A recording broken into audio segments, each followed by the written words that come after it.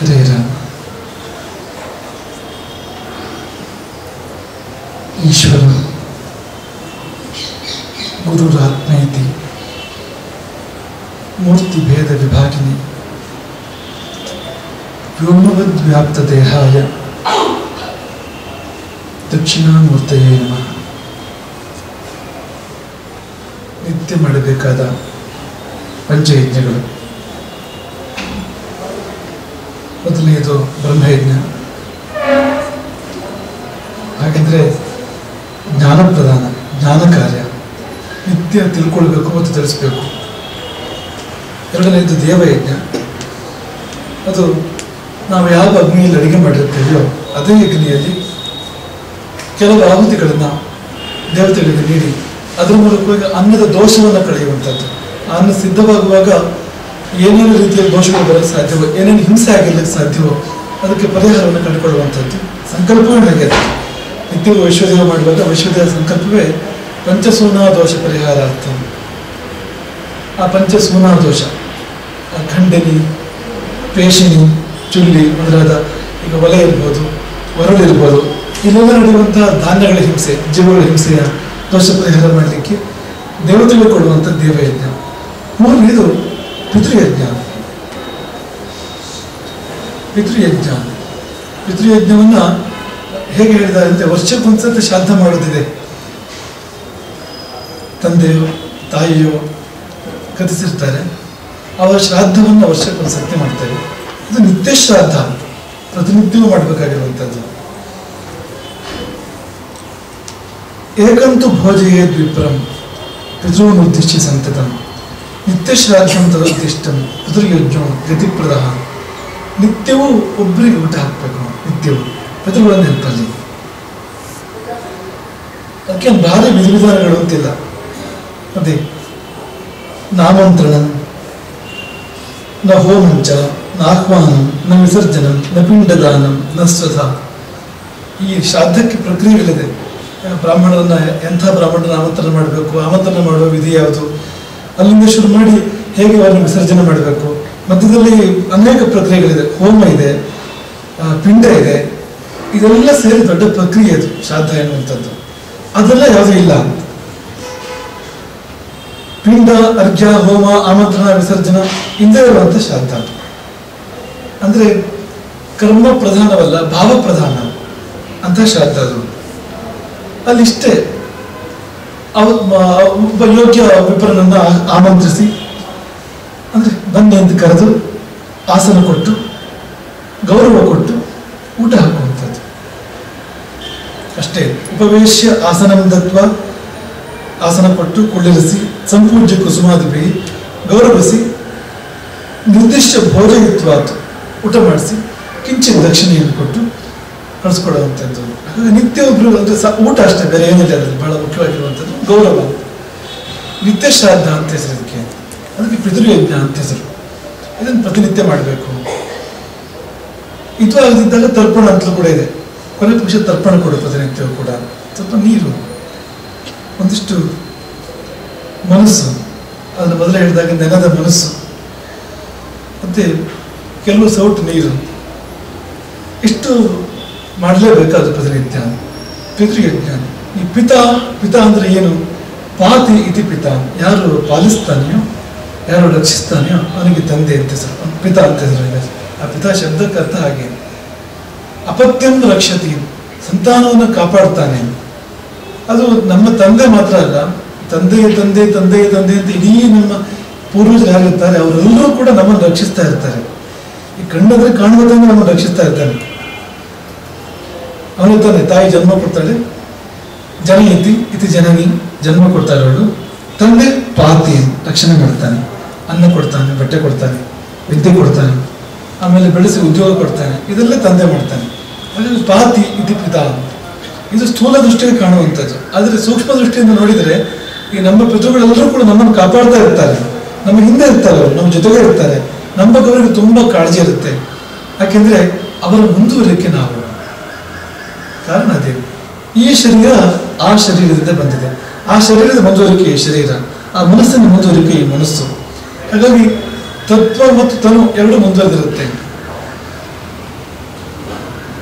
ಅದನ್ನೇ ಪುನಃ ನೆನಪಿಸ್ತೇವೆ ನಮಗೆ. ಅಂಗಾದಂಗಾತ್ ಸಂಭವಿಸಿ ಹೃದಯಾದತಿ ಜಾಯಿಸಿ ಆತ್ಮಾವೇ ಪುತ್ರನಾಮಾಸಿ. ಅಂದ್ರೆ ಪಿತೃ ಪುತ್ರನಿಗೆ ಹೇಳುವಂಥದ್ದು, ತಂದೆ ಮಕ್ಕಳಿಗೆ ಹೇಳುವಂಥದ್ದು, ಅಥವಾ ಪೂರ್ವಜರು ಉತ್ತರಜರಿಗೆ ಹೇಳುವಂಥದ್ದು. ಏನಂದ್ರೆ ಅಂಗಾದಂಗಾತ್ ಸಂಭವಿಸಿ, ನನ್ನ ಒಂದೊಂದು ಅಂಗದಿಂದ ಹುಟ್ಟಿದೆ ನೀನು. ಅಂದ್ರೆ ಈ ಕೈಯಿಂದ ಆ ಕೈ, ಈ ಮೈಯಿಂದ ಆ ಮೈ, ಈ ಹೃದಯದಿಂದ ಆ ಹೃದಯ. ಅಂಗಾದಂಗಾತ್ ಸಂಭವಿಸಿ, ನಿನ್ನ ಒಂದೊಂದು ಅಂಗಗಳು ನನ್ನ ಒಂದೊಂದು ಅಂಗದಿಂದ ಬಂದಿವೆ. ಹೃದಯಾದತಿ ಜಾಯಿಸಿ, ಈ ಹೃದಯದಿಂದ ಬಂದೆ ನೀನು, ನನ್ನ ಭಾವದಿಂದ ನನ್ನ ಪ್ರೀತಿಯಿಂದ ಬಂದೆ ನೀನು.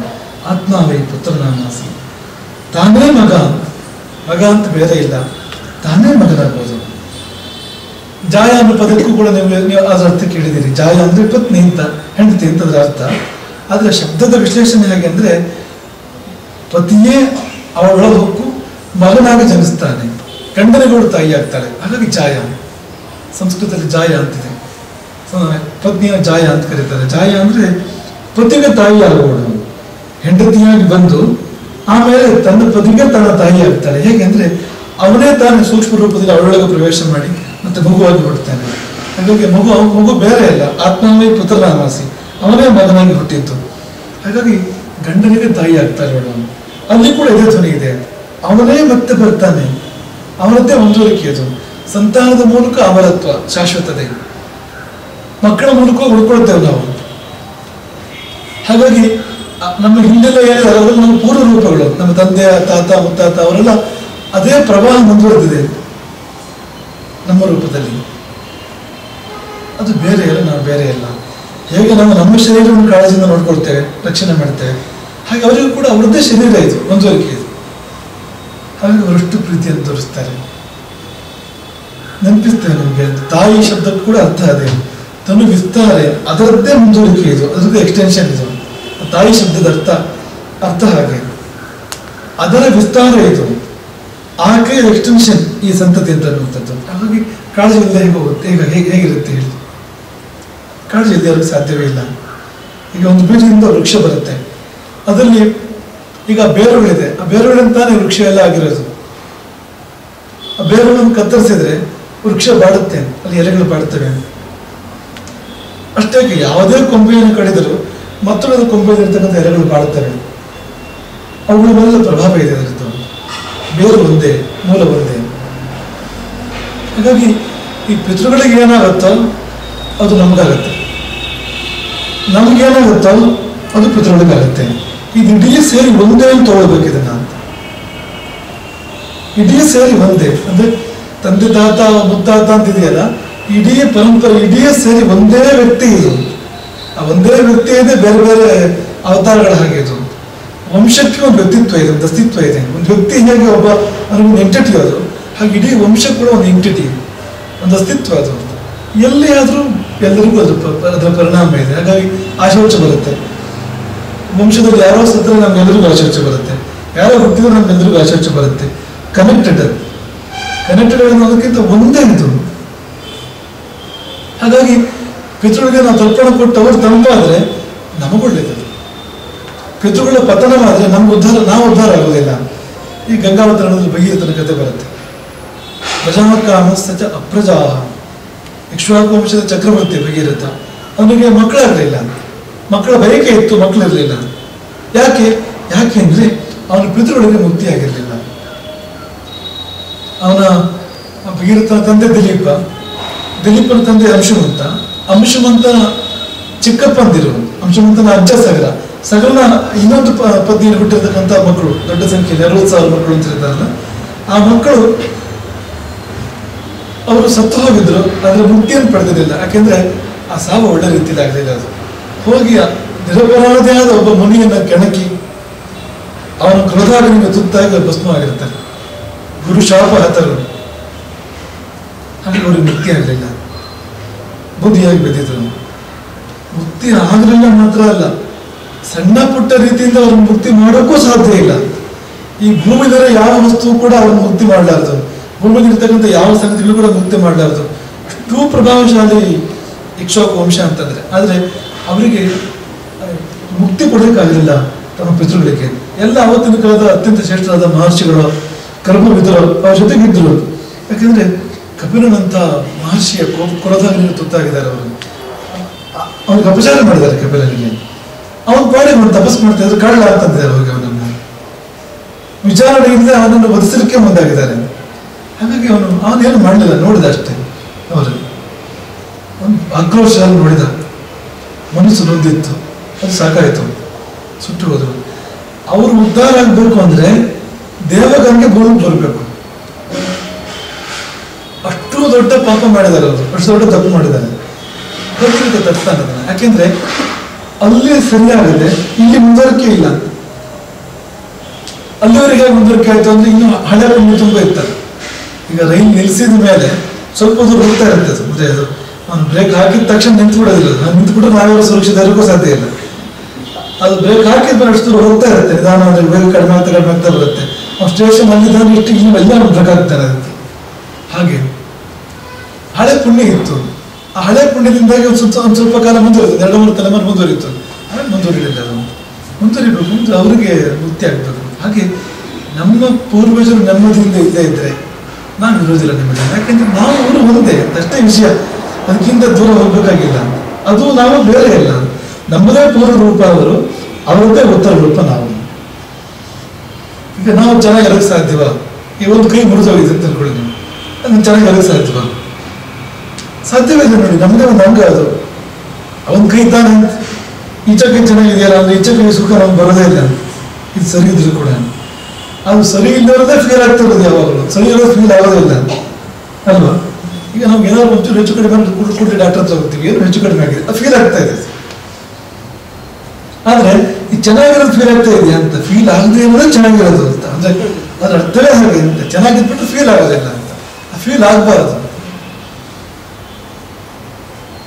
ಇಡೀ ಬಾಡಿ ನಮ್ಗೆ ಫೀಲ್ ಆಗ್ತಾ ಇದೆ ಅಂತಂದ್ರೆ ಅರ್ಥ ಅದಕ್ಕೆ ಇಡೀ ಬಾಡಿ ಫೀಲ್ ಆಗ್ತಾ ಇದೆ. ನಮ್ಗೆ ಜೀವಕ್ಕೆ ಏನಾಗಿದೆ ಅಂದ್ರೆ ಇಡೀ ಜೀವ ಅನುಭವಕ್ಕೆ ಬರ್ತಾ ಇಲ್ಲ, ಇಡೀ ಬಾಡಿ ನಮ್ಮ ಅನುಭವಕ್ಕೆ ಬರ್ತಾ ಇದೆ ಅಂತ. ಇಡೀ ಬಾಡಿಗೆ ಪ್ರಾಬ್ಲಮ್ ಇದೆ ಅಂತ ಅರ್ಥ. ಅದಕ್ಕೆ ಈ ಬಾಡಿಗೆ ಪ್ರಾಬ್ಲಮ್ ಅಂತ.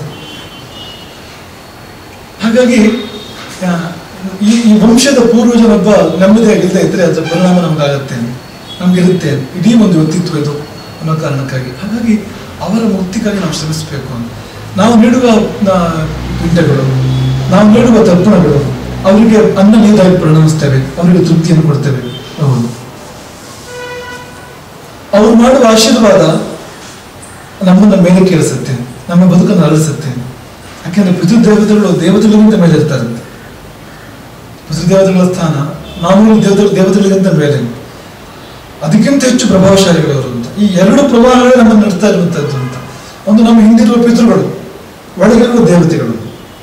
ಒಳಗೆ ಅಲ್ಲೆಲ್ಲ ನಿಂತು ನಡೆಸ್ತಾ ಇರ್ತಕ್ಕಂಥ ದೇವತೆಗಳು, ಅವ್ರು ಸರಿ ಇರ್ಬೇಕು ಅವರೆಲ್ಲ. ಹಾಗೆ ದೇವಯಜ್ಞ ಮಾಡುವಂತ. ನಮ್ಮ ಹಿಂದಿನ ಪಿತೃಗಳಿದಾರಲ್ಲ, ಅಲ್ಲಿಂದಲೇ ಬಂದಿರೋದು ನಾವು. ಆದ್ರೆ ಡೈರೆಕ್ಟ್ ಎಫೆಕ್ಟ್ ನನ್ನ ಮೇಲಿದೆ ಅಲ್ಲಿ ಏನಾದ್ರೂ ಕೂಡ ಅಂತ. ಹಾಗಾಗಿ ಅವರು ತುಂಬಾ ಮುಖ್ಯ ಆಗ್ತಾರೆ. ಅವರು ದೇವತೆಗಳಿಗಿಂತ ಮೇಲಿರ್ತಕ್ಕಂಥವ್ರು, ಅವರನ್ನು ಪ್ರೀತಿಪಡಿಸ್ಬೇಕಾಗುತ್ತೆ. ಹಾಗಾಗಿ ಎರಡೂ ಇದೆ. ಅವರ ನೆಮ್ಮದಿಯಿಂದ ನಮ್ಮ ಬದುಕು ಅರಳುವಂಥದ್ದು, ನಾವು ನೀಡುವ ಪಿಂಡ ತರ್ಪಣಗಳಿಂದ ಅವರ ಉದ್ಧಾರ ಆಗುವಂಥದ್ದು. ಅದ್ಭುತವಾಗಿದೆ ಅದು. ಜರತ್ಕಾರನು ಮಹರ್ಷಿ ಕಥೆ ಬರುತ್ತೆ ಮಹಾಭಾರತದಲ್ಲಿ. ಅವನು ಬ್ರಹ್ಮಚರ್ಯ ಪ್ರಿಯ, ಅವನಿಗೆ ಮದುವೆ ಆಗಲಿಲ್ಲ. ಅವನು ತಪಸ್ ಮಾಡ್ತಾ ಇದ್ದ. ಅವನ ಪಾಡಿಗೆ ಅವನು ಮುದುಕಾಗ್ಬಿಡ್ತಾನೆ. ತಪಸ್ ಮಾಡ್ತಾನೆ ಮುದುಕಾಗ್ಬಿಡ್ತಾನೆ. ಕೊನೆಗೆ ಅವನಿಗೆ ಒಂದ್ಸರ್ತಿ ಒಂದು ದೃಶ್ಯ ಕಾಣುತ್ತೆ. ಅವನಿಗೆ ಒಂದು ದೊಡ್ಡ ಒಂದು ಪ್ರಪಾತ, ಒಂದಷ್ಟು ಜನ ನೇತಾಡ್ತಾ ಇದ್ದಾರೆ. ಅಲ್ಲಿ ಒಂದೇ ಒಂದು ಇದು ಹಿಡ್ಕೊಂಡಿದ್ದಾರೆ, ಒಂದು ಆಧಾರ, ಒಂದು ಬೇರು ಏನು ಹಿಡ್ಕೊಂಡಿದ್ದಾರೆ. ಅದು ಏನು ಒಂದು ಆ ಬೇರು ಆಗಲೇ ಇಲ್ಲ ಅಂತ ತರ ಇದೆ ಅದು ಅಂತ. ಇನ್ನೇನು ಬಿಡೋರಿದ್ದಾರೆ, ತಲೆಗಳೆಲ್ಲ ಬಿಟ್ಟಿದ್ದಾರೆ. ಕೇಳಿದಂತೆ, ಏನಪ್ಪ ಏನಾಗಿದೆ ನಿಮ್ಗೆ, ಯಾಕಿಂತ ಕಷ್ಟದಲ್ಲಿದ್ದೀರಿ, ಯಾರು ನೀವು ಅಂತ. ನಾವ್ಯಾರು? ನಾವು ನನ್ನ ಪೂರ್ವಜರು. ಇದೇ ಸ್ಥಿತಿ ಅಂತ. ನಮ್ಗೇನು ಗತಿ ಇಲ್ಲ, ನಮ್ಗೆ ಯಾರು ಶ್ರದ್ಧೆ ಮಾಡೋರಿಲ್ಲ, ನಮಗೆ ಪಿಂಡ ತರ್ಪಣ ಕೊಡೋರು ಯಾರೂ ಇಲ್ಲ, ನಮ್ಗೆ ಮುಂದುವರಿಕೆ ಇಲ್ಲ. ಹಾಗಾಗಿ ನಾವು ಹೀಗಾಗಿದ್ದೇವೆ. ಇನ್ನೇನು ಬಿಡೋರಿದ್ದೇವೆ. ಆ ಬೇರೆ ಯಾರು ಅಂತ, ಅದು ನೀನೇ. ಈ ಸದ್ಯ ನೀನೊಬ್ಬ ಹಿಡ್ಕೊಂಡಿದ್ದ ನಾವೀಗ, ನೀನು ಮುದುಕಾದೆ, ಇನ್ನೇನು ಆಗ್ಬೇಕು, ನೀನು ಹೆಚ್ಚಿಗೆ ಕಾಲ ಇಲ್ಲ, ನೀನು ಹೋದ್ರೆ ಮುಗಿತು. ಹೀಗೆ ನಾವೆಲ್ಲ ನೀನು ಕರ್ಕೊಂಡು ನಾಳೆ ಕಾಲಗಳು ಹೋಗೋದಾದ್ಮೇಲೆ ಅಂತ ನೀನು ಕಾಯ್ತಾ ಇದ್ದೀವಿ ಅಷ್ಟೇ ಅಂತ ನಂತರ ಹೇಳ್ತಾರೆ. ಹೌದಾ ಅಂತ ನನಗೆ ಆಗ ದಿಗಲ ಆಯ್ತಂತೆ. ಕೊನೆಗೆ ಅವನು ವಿವಾಹಕ್ಕೆ ಮುಂದಾಗ್ತಾನೆ. ಚಿತ್ರವಾದ ಕಂಡೀಷನ್ಸ್ ಬಂದಿರ್ತಾನೆ. ಅದು ಮನಸ್ಸಿದ್ದ ಮದುವೆ ಅಲ್ಲ. ನನ್ನ ಹೆಸರಿನಿಂದ ಹೆಂಡತಿ ಆಗ್ಬೇಕು, ಹೆಂಡತಿ ಹೆಸರು ಜರತ್ಕಾರ ಅಂತಲೇ ಆಗ್ಬೇಕು, ಅಂತ ಹುಡುಗಿಯೇ ಸಿಗ್ಬೇಕು ಅನ್ನೋದನ್ನ ಶುರು ಮಾಡಿ ಒಂದು ಚೂರು ಹೋದ್ರೆ ಏನಾದ್ರು ನಾನು ಬಿಟ್ಟು ಹೋಗ್ತೇನೆ ಎಲ್ಲ ಮಾಡಿ ಒಂದು ಮದುವೆ ಆಗುತ್ತೆ ಅವ್ರಿಗೆ. ವಾಸುಕಿ ತಂಗಿ ಜೊತೆ ಮದುವೆ ಆಗುತ್ತೆ ಅವ್ರಿಗೆ. ಅದೊಂದು ಕಥೆ ಅದು, ಸಂತತಿನ ಆಗುತ್ತೆ ಅವ್ರಿಗೆ ಒಂದು ಅದರಿಂದಾಗಿ. ಆಮೇಲೆ ಒಂದು ಹೆಂಡತಿ ಬಿಟ್ಟು ಹೋಗೋದು ನಡೆಯುತ್ತೆ, ಅದು ಬೇರೆ ಕಥೆ ಆಯ್ತು, ಸುಮಾರು ಸಮಯ ಬೇಕಾದಕ್ಕೆ ಆ ಕಥೆ ಹೇಳೋದಕ್ಕೆ. ಆದರೆ ಆ ಸಂತತಿಯಿಂದ ಆಗುವಂಥ ಆ ಸಂತತಿಯಿಂದ ಅಮೃತರಾಗ್ತಾರೆ ಅವರು. ಸಂತತಿ ಮುಗಿತು ಅಂದ್ರೆ ಅವ್ರು ಮುಗಿತು ಅವ್ರದ್ದು, ಅವರ ರೆಪ್ರೆಸೆಂಟೇಷನ್ ಇಲ್ಲ ಇಲ್ಲಿ ಭೂಮಿಯಲ್ಲಿ. ಆ ವಂಶ ಮುಗಿತು ಅಂದ್ರೆ ಮೇಲೆ ಹೋಗಿದ್ದಾರಲ್ಲ ಈಗ, ಅವರ ಪ್ರಾತಿನಿಧ್ಯ ಭೂಮಿಯಲ್ಲಿ ಇಲ್ಲ, ಅವರಿಗಾಗಿ ಇಲ್ಲಿ ಏನೂ ಮಾಡೋರಿಲ್ಲ. ಅದು ಬೇಕು ಇಲ್ಲಿ ಅಂದ್ರೆ ಅವರಿಗಾಗಿ ಅದನ್ನು ಮುಂದುವರಿಸೋರು ಬೇಕು. ಹಾಗಾಗಿ ನಾವೆಲ್ಲಿ ಮಹಾಪಾಪಗಳನ್ನು ಮಾಡಿದರೆ ಅವರು ಅದರ ಫಲ ಅನುಭವಿಸ್ತಾರೆ, ಅವರು ಕೂಡ, ನಾವು ಮಾತ್ರ ಅಲ್ಲ. ಯಾಕೆಂದ್ರೆ ಒಂದೇ ಇದು ಅವರು ಪತನ ಆಗುತ್ತೆ ಅಲ್ಲಿ ನಾವು ಮಾಡಿದ ಪಾಪಗಳಿಂದಾಗಿ. ಹಾಗಾಗಿ ಬರೇ ಮನುಷ್ಯ ನನಗೆ ಇಷ್ಟ ಬಂದಂಗೆ ಮಾಡ್ತೀನಿ ಅನ್ನೋ ಥರ ಇಲ್ವೇ ಇಲ್ಲ. ಇವತ್ತಿನ ಕಾಲದಲ್ಲಿ ಆ ಇಂಡಿಪೆಂಡೆಂಟ್ ಆ ಒಂದು ಮೈಂಡ್ ಸೆಟ್ ತುಂಬ, ನಾನೇನು ಬೇಕಾದ್ರೂ ತಿಂತೀನಿ, ಏನಿಲ್ಲ ಅಂತ, ನಿಮ್ಗೇನಾಯ್ತು ಅಂತ ನಾನು ಮಾಡ್ತೀನಿ, ಹಾಗೆಲ್ಲ ಇಲ್ಲ. ಒಂದೇ ಮನುಷ್ಯ ಪ್ರತ್ಯೇಕ ಅಂತ ಇರಕ್ಕೆ ಸಾಧ್ಯವೇ ಇಲ್ಲ ಅಂತ. ಮನುಷ್ಯ ಸಂಘಜೀವಿ. ಈಗ ಸುತ್ತಮುತ್ತ ಸೇರಿ ಒಂದು ಜೀವನ ಆಗಿರುತ್ತೆ. ಅವನಿಗೆ ಯಾರು ಅನ್ನ ಕೊಟ್ಟರು, ಯಾರು ವಿದ್ಯೆ ಕೊಟ್ಟರು, ಅವನಿಗೆ ಯಾರ್ಯಾರು ಏನೇನು ಸಹಾಯ ಮಾಡಿದ್ರು, ಅಷ್ಟು ದೊಡ್ಡವರಾಗೋಲ್ಲ ಇವರಿಗೆ, ದೊಡ್ಡದು ಇಷ್ಟ ಆಗುತ್ತೆ ಅದನ್ನು ತೆಗೆದ್ರೆ. ಅವನು ಹಿಂದೆ ನೋಡಿದ್ರೆ ಅಷ್ಟೆಲ್ಲ ಜನ ಸೇರಿ ಇವರು ತಂದಿದ್ದಾರೆ ಭೂಮಿಗೆ, ಅವರೆಲ್ಲರೂ ಸೇರ್ಕೊಂಡು ಬಂದಿದ್ದಾರೆ ಇವನು ಅಂತ. ಈಗಲೂ ಸೇರ್ಕೊಂಡೇ ಇದ್ದಾರೆ ಅವರು ಅಂತ, ಇವ್ನ ಜೊತೆಗೆ ಇವನೊಳಗಿದ್ದಾರೆ ಅವರು, ಇವ್ರ ಹಿಂದಿದ್ದಾರೆ ಅವರು. ಇವನು ಏನಾದ್ರು ಮಾಡಿದ್ರೆ ಅವರು ಫಲಭಾಗಿಗಳಾಗ್ತಾರೆ. ಅದಕ್ಕೆ ಹಾಗಾಗಿ ಮಕ್ಕಳಿಗೆ ಒಳ್ಳೆ ಸಂಸ್ಕಾರ ಕೊಟ್ಟು, ಮಕ್ಕಳನ್ನ ಒಳ್ಳೆಯವ್ರನ್ನ ಮಾಡದೇ ಇದ್ರೆ ನೇರವಾಗಿ ಅದ್ರ ಪರಿಣಾಮ ನೀವು ಅನುಭವಿಸ್ತೀರಿ.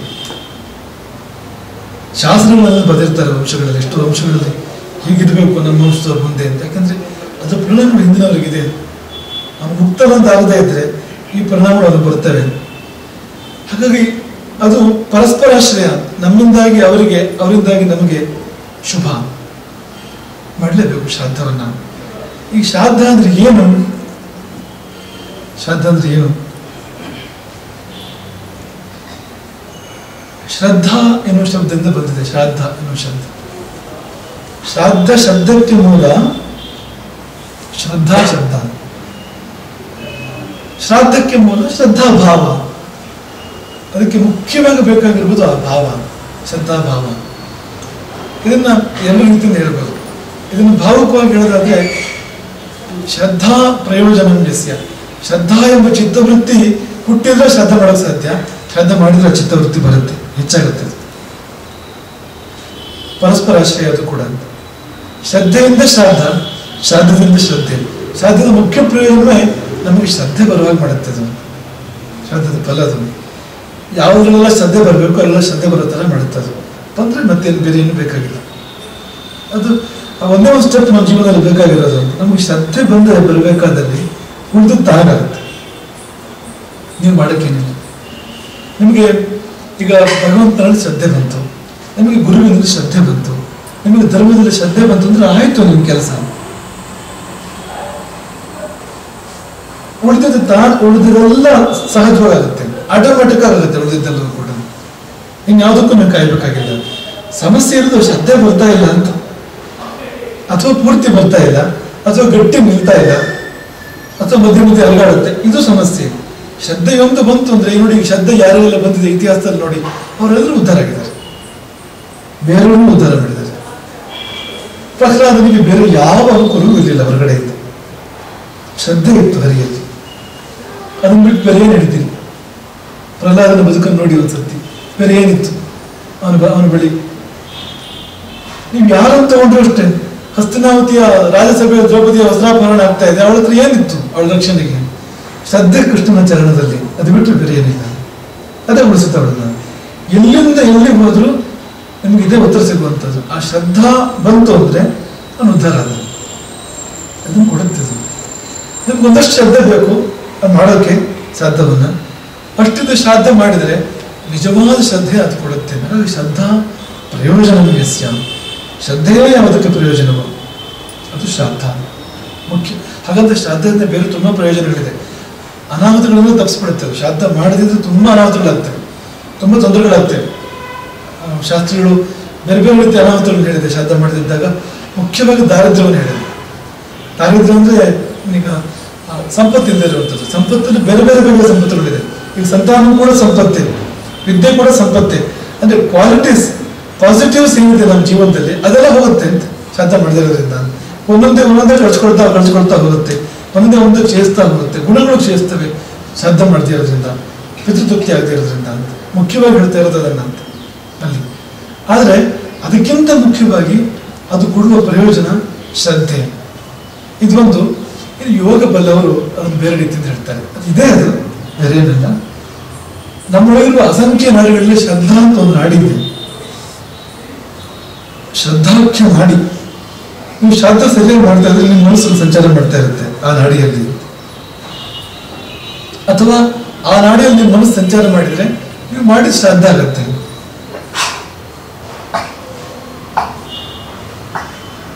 ಯೋಗವಿದ್ರು ಆ ಭಾಷೆಯಲ್ಲಿ ಹೇಳ್ತಾರೆ ಅದನ್ನು. ಶ್ರದ್ಧಾಖ್ಯ ನಾಡಿಯಲ್ಲಿ ಮನಸ್ಸು ಸಂಚಾರ, ಜೀವ ಸಂಚಾರ, ಪ್ರಾಣ ಸಂಚಾರ ಆಗಬೇಕು. ಆಗ ನಾವು ಮಾಡುವ ಕ್ರಮ ಶ್ರದ್ಧಾ ಆಗುತ್ತೆ. ಈ ಕಡೆಯಿಂದ ಬಂದ್ರೆ ಈ ತರದ ವಾತಾವರಣ ಇಟ್ಟುಕೊಂಡ್ರೆ ಶ್ರಾದ್ದಕ್ಕೆ ಅನೇಕ ನಿಯಮಗಳು ಹೇಳ್ತಾರಲ್ಲ. ಶ್ರಾದ್ದ ನಿಯಮಗಳಲ್ಲಿ ತುಂಬಾ ನಿಷ್ಠುರ. ಶ್ರಾದ್ದ ನಿಯಮ ಅಂತ ವಾಡಿಕೆ ಇದೆ ಅಂತಂದ್ರೆ ಒಂದು ರೂಲ್ ಹೇಳಿದ್ರೆ ಆ ರೂಲ್ ಕಂಪಲ್ಸರಿ ಅಂತಾದ್ರೆ ಅದೇ ಶ್ರಾದ್ದ ನಿಯಮ ಅಂತ ಕೇಳೋ ಪದ್ಧತಿ ಇದೆ. ಹಾಗೆ ಆಗಲೇಬೇಕು ಅಂತ ಏನಾದ್ರು ಇದ್ರೆ ಅದು ಉದಾಹರಣೆ ಕೊಡೋದು ಶ್ರಾದ್ದ ನಿಯಮ ಅಂತ. ಅಂದ್ರೆ ಅದು ಕಾಂಪ್ರಮೈಸ್ ಇಲ್ಲ ಅದರಲ್ಲಿ ಅಂತ. ಕಾಂಪ್ರಮೈಸ್ ಮಾಡಬಾರ್ದು, ಹಾಗೇ ಮಾಡ್ಬೇಕು ಅದನ್ನ. ಶ್ರಾದ್ದನೂ ಕೂಡ ಈಗ ದೇವರ ಪೂಜೆದವರು ಕಾಂಪ್ರಮೈಸ್ ಮಾಡ್ಬೋದು, ಶ್ರಾದ್ದ ಕಾಂಪ್ರಮೈಸ್ ಮಾಡೋ ಹಾಗಿಲ್ಲ. ಶ್ರಾದ್ದ ಮಾಡಲೇಬೇಕು. ಯಾಕಂದ್ರೆ ನನಗೇನು ಅನ್ಕೊಡುವಂಥದ್ದು ಅದು, ಇನ್ನೊಬ್ಬರಿಗೆಲ್ಲ ನಾನು ಊಟ ಮಾಡಿದ ಹಾಗೆ ಅದು, ಅಲ್ಲಿ ಕಾಂಪ್ರಮೈಸ್ ಮಾಡೋ ಹಾಗೆ ಇಲ್ಲ. ಮತ್ತು ಕೃತಜ್ಞತೆ ಬೇರೆ. ಅದು ಎಲ್ಲ ಅಲ್ಲಿಂದ ಬಂದಿದೆ ನಮಗೆ. ಇದಿಷ್ಟು ಈ ಸೆಟ್ಟೇ ಅಲ್ಲಿಂದ ಬಂದಿರೋದು, ಅವರಿಂದ ಬಂದಿರೋದು. ಕೃತಜ್ಞ ಇರದೆ ಹೇಗೆ, ಕೃತಜ್ಞ ಹೇಗೆ ಇಲ್ಲದೆ ಇರೋದು ಹೇಗೆ, ಸಾಧ್ಯವೇ ಇಲ್ಲ. ಹಾಗಾಗಿ ಅಲ್ಲಿ ನಿಯಮಗಳೇನಿದೆ ಆ ನಿಯಮಗಳನ್ನು ಪಾಲಿಸಿದರೆ ತಾನಾಗಿ ಮನಸ್ಸು ಅಂದ್ರೆ ಶರೀರದಲ್ಲಿ ಅಂತ ಸ್ಥಿತಿ ಏರ್ಪಟ್ಟು ತಾನಾಗಿ ಮನಸ್ಸು ಶ್ರದ್ಧಾಕ್ಕೆ ನಾಡಿಯಲ್ಲಿ ಸಂಚಾರ ಮಾಡೋಕೆ ಆರಂಭ ಮಾಡುತ್ತೆ. ಅಲ್ಲಿ ಶ್ರದ್ಧಾ ಆಗುತ್ತೆ. ಅದು ಒಂದು. ಮತ್ತೆ ಇನ್ನೊಂದು, ನಿಮಗೆ ಆ ನಾಡಿ ಪ್ರವೇಶ ಮಾಡೋದಕ್ಕೆ ನಮಗೆ ಸಾಧ್ಯ ಆಗೋದಾದ್ರೆ ನೀವು ಇರೋ ಪರಿಕರದಲ್ಲಿ ಮಾಡಿ ಶ್ರಾದ್ದವನ್ನ. ಪರಿಕರ ಏನು ಇಲ್ಲದೆ ರೋದನ ಶ್ರಾದ್ದ ಅಂತ ಒಂದಿದೆ. ಯಾವುದೇ ಪರಿಕರ ಇಲ್ಲ ಶ್ರಾದ್ದ ಮಾಡೋಕೆ, ಯಾವುದೇ ವ್ಯವಸ್ಥೆ ಇಲ್ಲ. ಸರಿಯಾದ ಬ್ರಾಹ್ಮಣರು ಸಿಗಲಿಲ್ಲ, ಸರಿಯಾದ ವ್ಯವಸ್ಥೆಗಳು ಯಾವುದೋ ಈಗ ಪಿಂಡ ತರ್ಪಣ ಮತ್ತು ಯಾವ ವ್ಯವಸ್ಥೆಯೂ ಆಗಲೇ ಇಲ್ಲ ಅಂತಂದ್ರೆ ಕಾಡಿಗೆ ಹೋಗಿ 2 ಕಿಲೋಮೀಟರ್ ಹತ್ತು ಬಿಡು ಮನಸಾರೆ ಅಂತ ಶಾಸ್ತ್ರ ಇರುತ್ತೆ. ಮನಸಾರೆ ಹತ್ತು ಬಿಡು, ಅವ್ರು ನೆನಪು ಮಾಡ್ಕೊಂಡು ಅವ್ರಿಗೆ ಸಲ್ಲುತ್ತೆ ಅದು.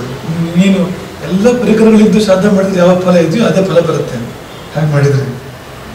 ಯಾಕಂದ್ರೆ ಶ್ರದ್ಧಾಕ್ಕೆ ಚಿತ್ತವೃತ್ತಿ ಅದು ಬಂದಾಗ, ಆ ಶ್ರದ್ಧೆ ಎಂಬ ನಾಡಿಯಲ್ಲಿ ಮನಸ್ಸು ಸಂಚಾರ ಮಾಡುವಾಗ ನೀನು 10 ಅಣುವೇ ಶ್ರಾದ್ದ, ಆ ಅಣುವೇ ಮಂತ್ರ, ಆ ಕಣ್ಣೀರೇ ತರ್ಪಣ, ಎಲ್ಲ ಬದಲಾವಣೆ ಆಯ್ತು. ಬರದೆ ಹೋದ್ರೆ ನೀನು ಇವೆಲ್ಲ ತಟ್ಟೆ ಇಟ್ಟು ಶ್ರಾದ್ದ ಮಾಡಿ ಅಂತ ಹೇಳಿ ಒಂದು ಶೋ ಅಷ್ಟೇ, ಬೇರೆ ಏನೂ ಅಲ್ಲ. ನಾವೀಗ ಅದನ್ನು ತಪ್ಪಿಸೋದಕ್ಕೆ ಕಾರಣ ನೋಡುತ್ತೇವೆ. ಶ್ರಾದ್ದ ನಿಲ್ಸೋದು ಹೇಗೆ, ಶ್ರಾದ್ದ ಸಣ್ಣ ಮಾಡೋದು ಹೇಗೆ, ಕಡಿಮೆ ಮಾಡೋದು ಹೇಗೆ. ನಿನ್ನನ್ನೇ ನೀನು ಕಡಿಮೆ ಮಾಡ್ತಾ ಇದ್ದೀವಿ, ನಿನ್ನನ್ನೇ ನೀನು ಸಣ್ಣ ಮಾಡ್ತಾ ಇದ್ದೀವಿ. ನಿನಗೆ ಕೃತಜ್ಞತೆ ಇಲ್ಲ, ನಿನಗೆ ಹಿಂದಿಲ್ಲ, ನಿನ್ನ ಹಿಂದನ್ನು ಕಳ್ಕೊಳ್ತಾ ಇದ್ದೀರಿ ನೀನು. ಆ ಹಿಂದನ್ನು ಕಳ್ಕೊಳ್ಳೋದು ಅನ್ನೋದು ದೊಡ್ಡ ಅಪಾಯ. ಅದು ಫೌಂಡೇಶನ್. ಈಗ ಮೇಲಿನ ಕಲ್ಲುಗಳಿಗೆ ಕೆಳಗಿನ ಕಲ್ಲುಗಳ ಆಶ್ರಯ, ಆಧಾರ ಅದು ಅಂತ. ಅದು ಕಳಚಿಕೊಂಡ್ರೆ ಮೇಲಿನ ಕಲ್ಲು ಹೇಗಿರುತ್ತೆ? ಹಾಗಾಗಿ ಪೂರ್ವಜರು ಮತ್ತು ಪೂರ್ವ ಜನ್ಮಗಳು ಇದರಿಂದ ನಾವು ರೂಪುಗೊಂಡಿದ್ದೇವೆ. ನಮ್ಮ ಪೂರ್ವ ಜನ್ಮಗಳು ನಾವೆಲ್ಲರೂ ಸಂಚಾರ ಮಾಡ್ಕೊಂಡು ಬಂದು ಹಿಂದಿನ ಜನ್ಮಗಳಲ್ಲಿ ಆ ಹಿಸ್ಟ್ರಿ ಒಂದು ನಮ್ಮನ್ನ ರೂಪಿಸಿದೆ. ಇನ್ನೊಂದು ಪೂರ್ವಜರು, ನಮ್ಮ ತಾತ ಮುತ್ತಾತಂದಿರು, ಅವರು ನಮ್ಮನ್ನು ರೂಪಿಸಿದ್ದಾರೆ. ಹಾಗಾಗಿ ಅವ್ರು ಏನೇನು ಮಾಡಿದ್ರು ಅದೆಲ್ಲ ಬಂದಿದೆ. ಅವ್ರು ಹೇಗೆ ಬದುಕಿದಾರೋ ಅದೆಲ್ಲ ಬಂದಿದೆ ಸೈಂಟಿಫಿಕಲಿ. ಈಗ 7 ತಲೆಮಾರಿಂದ ಶುಗರ್ ಇದ್ರೆ ನಮಗೂ ಬರ್ಬೋದು ಶುಗರ್ ಅಂತ ಹೇಳ್ತಾರೆ. 3 ತಲೆಮಾರಿಂದ ನಮಗೆ ಸ್ಪೀಡ್ ಆಡೋ ಅಭ್ಯಾಸ ಇದ್ರೆ ನಮಗೂ ಅಭ್ಯಾಸ ಬರ್ಬೋದು ಅಂತಂದ್ರೆ ಅದೇವರಿಗೆ ಅಂತ. ಹಾಗಾಗಿ ನೋಡಿ, ಅಪ್ಪ ಶಿಲ್ಪಿ ಆದ್ರೆ ಅಜ್ಜ ಶಿಲ್ಪಿ ಆದ್ರೆ ನೀನು ಅದನ್ನೇ ಮಾಡು. ಯಾಕೆ ನಮ್ಮ ಸಾಮಾಜಿಕ ವ್ಯವಸ್ಥೆ ಹೇಳ್ತು ಅಂದ್ರೆ ನಿನ್ನ ಜೀವನದಲ್ಲಿ ಇದೆ ಅದು, ನಿನಗೆ ಕಡಿಮೆ ಪರಿಶ್ರಮದಲ್ಲಿ ಆಗುತ್ತೆ ಅದು. ಈಗಾಗಲೇ ಸಾಕಷ್ಟು ಕೆಲಸ ನಡೆದೋಗಿದೆ ನಿನ್ನ ಜೀವನದಿಂದ. ಹಾಗಾಗಿ ನೀನು ಅಲ್ಲಿ ಹೋದ್ರೆ ಅಷ್ಟು ಬೇಗ ಬರುತ್ತೆ ಕೂಡ ನೋಡಿ ಅಂತ. ಈಗ ಕೆಲವು ಕೆಲಸಗಳು ಬೇಗ ಬರುತ್ತೆ, ಕೆಲವು ಕೆಲಸಗಳು ಏನ್ ಮಾಡಿದ್ರು ಬರೋದೇ ಇಲ್ಲ. ಕಾರಣ ಅದನ್ನು ಮೀರಿದ ಪೂರ್ವ ಜನ್ಮಗಳ ಸಂಸ್ಕಾರ ಇದ್ರೆ ಬೇರೆಯವರು ಬರ್ಬೋದು. ಆದ್ರೆ ಸಹಜವಾಗಿ ಏನಂದ್ರೆ ಈ ದೇಹ ಆದ್ರೆ ಹಿಂದಿನ ಕೂಡ ಏನೇನು ಮಾಡ್ಕೊಂಡು ಬಂದಿದ್ದಾರೆ ಅದೆಲ್ಲ ಬೇಗ ಬರುತ್ತೆ ನಮಗೆ. ಹಾಗಾಗಿ ಆ ಬಣ್ಣ ಬರುತ್ತೆ ನಮಗೆ, ಆ ಕಾಯಿಲೆ ಬರುತ್ತೆ ನಮಗೆ, ಆ ಗುಣ ಬರುತ್ತೆ ನಮಗೆ, ಆಮೇಲೆ ಆ ಕರ್ಮ ಬರದೇ ಇರುತ್ತೆ, ಅದು ಕೂಡ ಬರಲೇಬೇಕಲ್ವಾ.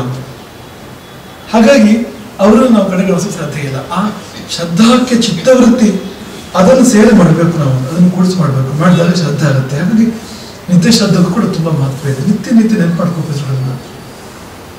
ಊಟ ಹಾಕು ಬ್ರಾಹ್ಮಣರಿಗೆ, ಇಲ್ಲೆಲ್ಲ ಏನ್ ಮಾಡಿದ್ದಾರೆ ಅಂದ್ರೆ ಆ ವಿಧಿಗಳನ್ನೆಲ್ಲ ಸಂಕ್ಷೇಪ ಮಾಡಿದ್ದಾರೆ, ಭಾವ ಕೊಟ್ಟಿದ್ದಾರೆ.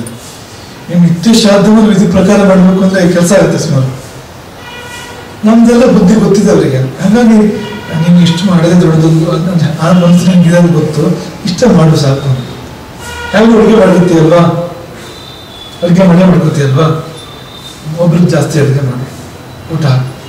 ಹೇಗೂ ದುಡಿತೀಯಲ್ವಾ, ಒಂದು ಹೊಟ್ಟೆ ಜಾಸ್ತಿ ಆಗೋಷ್ಟು ದುಡಿ, ದಾನ ಮಾಡೋದು ನಾನು ಮಾಡಿದ್ರೆ ನಿನಗೆ ಅದು.